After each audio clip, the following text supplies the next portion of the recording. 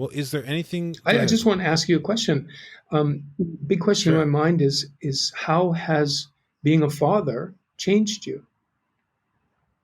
Oh man, just turning the interview around with the big questions. Um, there's more changes than I could list, and they happen every day. So, being a father the first week changed me, and it changed me the second week, and it changed me when he was 3 months old, and it changed me when he was 6 months old, and it changed me when he was 9 months old, and it changed me today. Like, it's something new every day. And I don't know that I've been able to, like, I'd almost have to step outside my life for a minute and try to look at it objectively from a third person perspective from the outside to see how I've changed. But I think that two things have happened overall. One is that the volume has been turned down on everything in my life and the world except things that pertain to my child and my wife and their safety and well-being.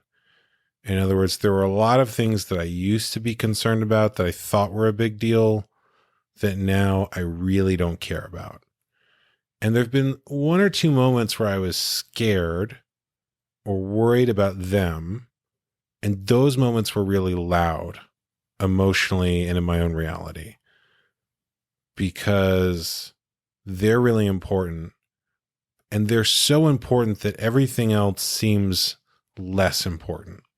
In other words, if someone's, mad at me on the internet about something, or there's a political issue in the world, or there's a business thing that's not going the way that I want it to, it's kind of like, who cares? That's not really what's important to me. Um, if I'm playing with my son and he leans his head back really fast and my wife doesn't see that my hand is behind his head and I'm holding him and he's not going to fall over, it's like a heart attack moment. Like, oh, are you okay? Is he okay? You know? Um, and I don't want to get into it on air, but there've been like one or two moments where I was scared.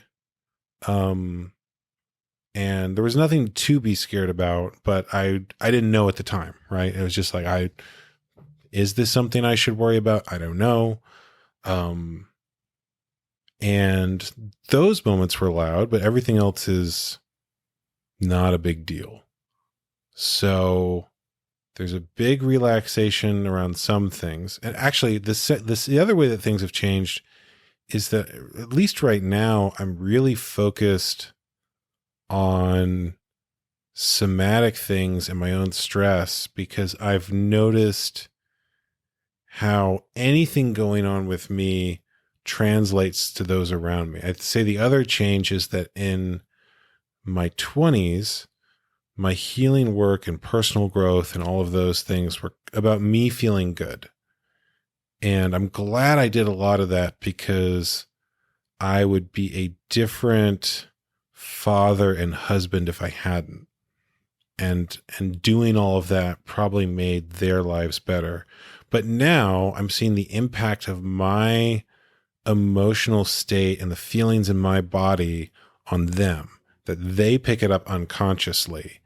So if I'm stressed or emotionally unregulated in some way, everyone in the house picks it up.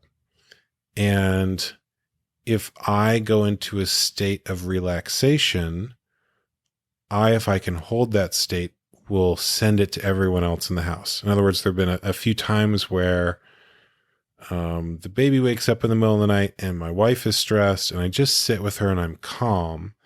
And that translates to her.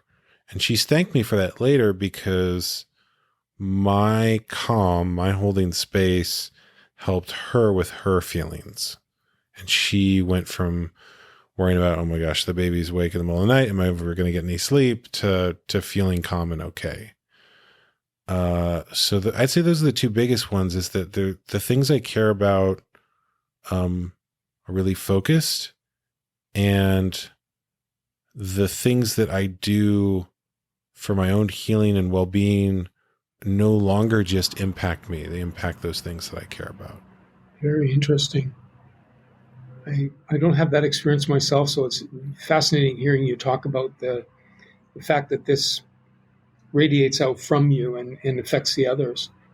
Well, we're really strongly connected. So it's a level of connection that I haven't had before. In other words, if someone is in my life and I'm just friends or something like that, they're not impacted the same way that my wife and child are, Mm. you know? My son especially, it's almost overwhelming how much, how to be that important in someone else's world. Because for him, he doesn't know about any of the other things that are going on in the world. Like I had a moment where the first day that he was born, my family was visiting. Of course, they want to visit the new grandchild, right? And I realized this is going to be the fourth person he's ever met. And that is so crazy that the amount of connection in his world is going to increase by that much exponentially. And like, this will be the first time he's ever been in this room of the house. And this will be the first time that he's ever been outside. And I remember when he was really little, taking him outside, and I'd hold him and he would touch the trees. And like, he was really interested in trees. And if you've never seen a tree before, touching a tree has to be a mind expanding experience, right? Like, if you've never felt the texture of it. And so there's so much like that that's so big for him, where in my reality, it's background now. And when I see a tree, it's just a tree, because the trees are just a regular part of my reality. They're nothing new, but for him it is. And so I think a lot of people who have a kid have had the experience of seeing reality anew through someone who's seen it for the first time. And the relationships in his world, he's really dependent on.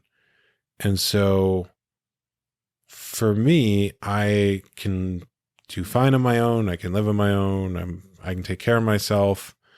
For him, I'm like the most important person in the world, except for his mom. And it's wild to be that important to someone. And it also makes me feel like I need to be a better person, that I need to do the things to be the kind of person who, I know that this isn't the right phrase, but is worthy of that love. Because for him, the love is not conditional, in the sense that, like, he can't pick a new dad if I don't live up to his standards, right? But at the same time, there is something that I want to make sure I fulfill for him. So hopefully that answers the question. Beautifully. Brendon, it gives me a lot to think about. One thing, I've noticed, my reaction to seeing good parenting is that it's healing. For those of us who have had difficult childhoods, and pretty much everybody's had some issues in their lives that, during childhood, to one degree or another, to see a child being respected, and, as you say, the idea that you're conscious of the fact that he's going to double the number of people he's ever seen in his life on this day, or that he's seeing a whole new situation in the house. shows that you are conscious and you're aware of what his consciousness is about. But I'm curious, has being a father and having a son done anything for you in the way of healing something you might have had? Has it further given you reflection about your own childhood or your own parents? Definitely. And it does every day. And sometimes it brings issues up. In other words, he'll receive something or get something in his situation, and there'll be a part of me that feels something, and I'll realize, oh, I didn't get that growing up. And so it sort of brings up the part of me that didn't get that. That's like, wait a minute, like why didn't I get that? I'm jealous. I don't understand, you know? So sometimes it brings up feelings in me that I need to heal in some way. And then sometimes I end up projecting. So I noticed that when he was born, I would be really worried about certain things like, oh, is this going to be a traumatic experience for him? Is this going to be really bad? And it wasn't. And I realized that I was projecting my own personal experiences because I had things that were traumatic that didn't get resolved. And for him, they weren't traumatic and they were resolved. So there would be points where I had to sort of take off, you know, because that's how anyone who's experienced any kind of trauma or thing like that looks at the world. You're sort of scanning to make sure that the trauma doesn't happen again. And I think my focus has shifted from looking for things that could go wrong to looking for good, joyful experiences. In other words, I've shifted focus from going, well, we got to make sure we don't do this. We got to make sure this doesn't happen. We got to make sure that, to what would help him feel good and expand his reality in some way. So I'm noticing things like that he has a really strong musical inclination. He really loves music. He loves when we sing to him. I would guess that later on there might be a learning of a musical instrument for him, which is not something I did. And so maybe not also, like maybe he'll go in a completely different direction, but we're looking for what are those things that he might want to do or those positive experiences that could happen. And yeah, I think that the fear of bad things happening has been slowly replaced with the curiosity of good things happening. That sounds really good. It is good. Also, he's just really fun. Like he's an exciting, fun person. It's fun sometimes I feel like there's only one direction that responsibility flows in the relationship. In other words, like I need to be good to him regardless of how he shows up. But sometimes he shows up in a way that's really fun. And like recently he learned how to play peekaboo with me. So I would play peekaboo with him. And now he will take a cloth on the floor and hold it up over his face and then pull it down and laugh hysterically and then pull it back up again. So there's stuff like that happens where he brings joy to everyone. And, yeah, like I like spending time with him. I feel like as a parent, I'd have a responsibility to take care of him regardless of how I felt, but it does feel really good. And he is someone who I like spending time with and would want to hang out with regardless. Is any of this a surprise to you? Like unexpected? Yes and no. So my wife is a chef, and one of the things that I told her, because I've told her that I think she's a really good mom, and she was like, well, were you surprised I was a good mom? And I said, no, but I also knew when I met you that you were a chef, and that created the thought that she's probably a really good cook. But there's a difference between thinking that someone's a really good cook and then tasting the food that she made me. And tasting the food that she made me was next level. And there was an experience of having that for the first time that, like, if I just tell you on this podcast that a meal is really good, that's not the same as having a really good meal. And so I can tell you these experiences, but that's different than having them.